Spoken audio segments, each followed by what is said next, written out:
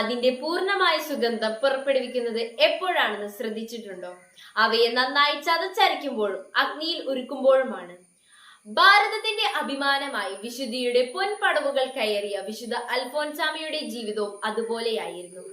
കഠിനമായ രോഗങ്ങളുടെയും ഏകാന്തതയുടെയും ഉരലിലിട്ട് ദൈവം അവളെ ചതച്ചരച്ചപ്പോൾ അവിടെ നിന്ന് ഉയർന്നത് സ്വർഗത്തെ പോലും വിസ്മയിപ്പിച്ച സ്നേഹത്തിന്റെ സുഗന്ധമായിരുന്നു. ഭരണജ്ഞാനത്തെ കൊച്ചുമണത്തിൽ ചെറുപുഞ്ചിരിയോടും പരാതിയില്ലാത്ത ഹൃദയത്തോടും കൂടെ ജീവിച്ച് അപരന്റെ ആവശ്യങ്ങൾക്ക് മുന്നിൽ സഹായഹസ്തം നീട്ടിയ വിശുദ്ധ അൽഫോൻസാമ സഹനങ്ങളെ എങ്ങനെ പുണ്യമാക്കി മാറ്റാമെന്നും സ്വജീവിതത്തിലൂടെ നമുക്ക് കാണിച്ചു തന്നു. വേദനകളാൽ നാം പരീക്ഷിക്കപ്പെടുമ്പോൾ നിരാശരാകാതെ സ്നേഹത്തിന്റെ സുഗന്ധം പുറപ്പെടുവിക്കാൻ അൽഫോൻസാമയുടെ ജീവിതം നമുക്ക് വെളിച്ചമേകട്ടെ. ആമേൻ.